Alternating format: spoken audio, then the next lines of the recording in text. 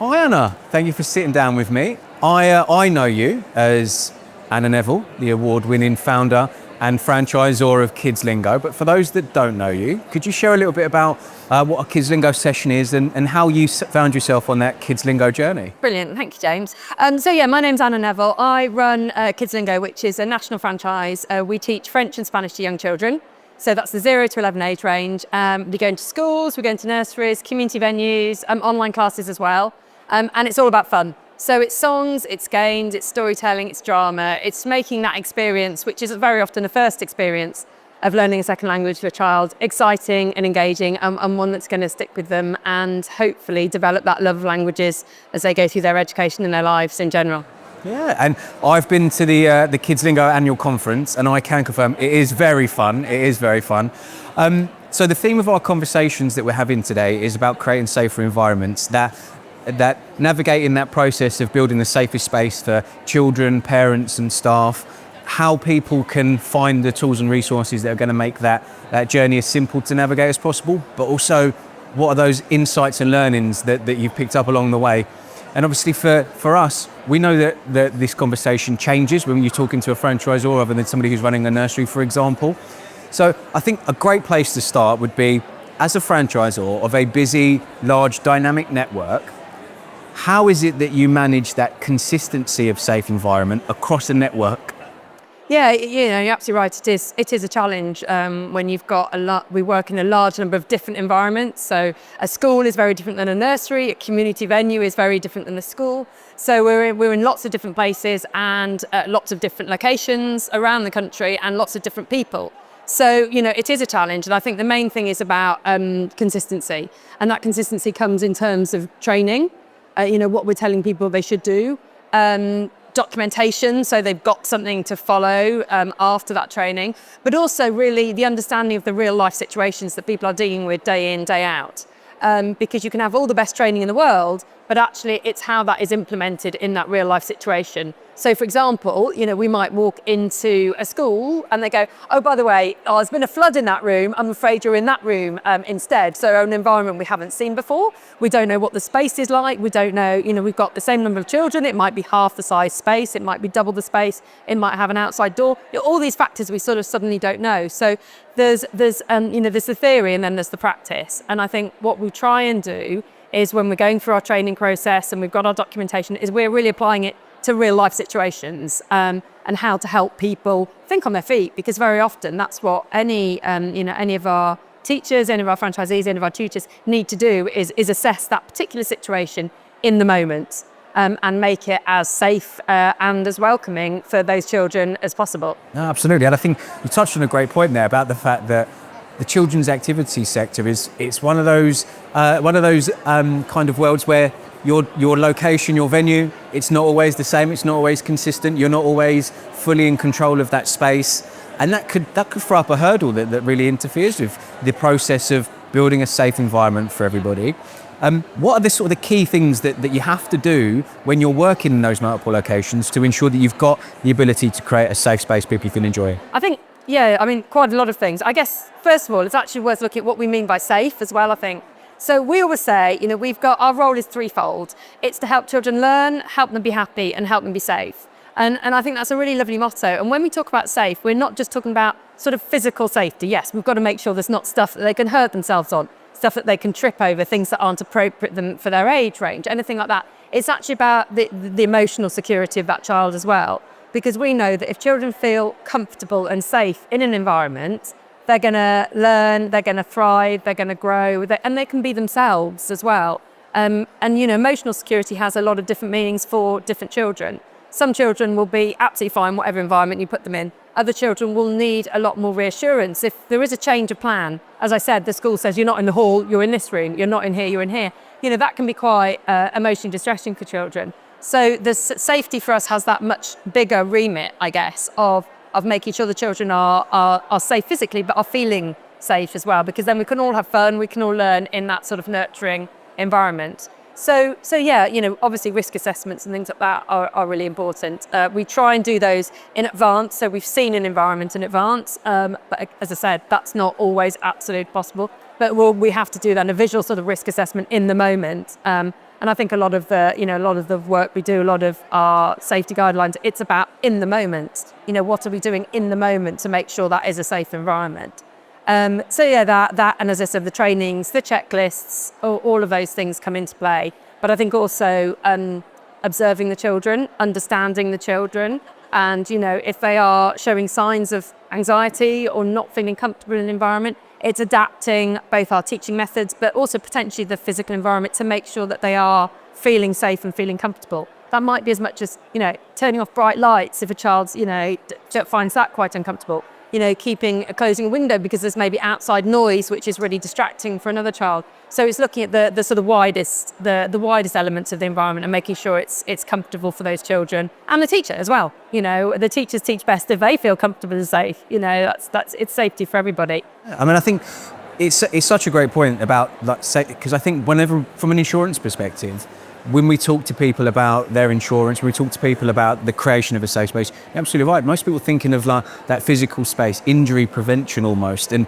the definition of safety is that there isn't anything that could hurt anybody physically. And I don't know if you agree, but I think that sometimes that emotional protection, that psychological safe space, that kind of children feeling comfortable can be overlooked in that process. Absolutely. And what you say is incredibly important, making sure it is physically safe and no one is going to hurt themselves. We would never want it not to be. But yes, I think yes, sometimes that can be done, and that's tick the boxes. Yes, the floor isn't slippy, there isn't anything to trip over, there isn't that, and that's fine and that's great and that's important. But yeah, I think you're right. There is also that element of really thinking about those children. Do they feel comfortable? They are safe, yes, but do they feel it emotionally within that environment? Because we all know children learn better if they are feeling comfortable, if they're feeling safe in an environment. And that's it. We want the children to learn. We want them to have fun. We want them to enjoy themselves. All of those things, but they can't do that if they're anxious or on edge or upset about something in the environment. No, completely. I mean, I think looking at it from the perspective of sort of children's activity as an industry without a body like an Ofsted that provides that overarching regulation of the sector, sometimes it can be difficult to identify help, support and resources to help providers navigate the process of building safe spaces for everybody that's going to attend their classes. Are there any resources, any support that you know of that you could recommend to children's activity providers that could really help and give them maybe the insight or the tips that they need to tackle this confidently? Yeah, I mean, as a network at Kidslingo, we've done a whole network SEND training session, and there are a number of sort of specialist providers out there who work within our space. And that was great because it just gave people the chance to ask those questions, which either they didn't realise they needed to ask or they haven't really found anyone that they felt comfortable with asking that question. So, what do I do if this happens? What do I do in this sort of circumstance? So that was great from supporting SEND children, well, supporting all children, but was a specific focus on SEND. So I think, yeah, there are a number of providers out there who are very much specialists in that area. The industry events, so things like the Children's Activities Association Conference, Club Hub, all of these organisers are fantastic at bringing together those expertise out there that are available to us to tap into at the times that we need them. And I think also it's a very supportive network. So franchisors, we all talk to each other, we all share best practice. We're there to answer each other's questions and support, because we all want the industry to thrive. And we all want children to get the best possible experiences. And we all want it to be as safe as possible. So there's that whole collective mindset of positivity and sharing. So I think it is a very collaborative industry. So I think there's lots of people out there to reach out to who, who've got their own specialist area, but also live and breathe it on a day-to-day basis and can help others to resolve any problems or just give them reassurance that they are doing the right thing. You couldn't be more right. I remember my first event in the children's activity sector, and I went with Gary. It was the Club Hub event a few years back, and I just remember when me and Gary were taking 5 minutes outside, I just said to him, this doesn't feel like an event. It feels like a group of friends coming together, and it is so collaborative. And I think it's hard not to leave those kind of events feeling inspired, feeling energized. And I don't think I've ever been around anybody from children's activities and not felt like they've got that will and that drive to support each other, which I think is such a wonderful thing to be a part of. It's interesting because there are competitive businesses obviously within that space. But I think everyone is always there to have a chat, always there to offer a helping hand. And I think everyone just sees it, as I said, as growing an industry which we can all play our role in, rather than being competitive. It's very child-centric, but I suppose that's driven by the businesses themselves, that they are all child-centric.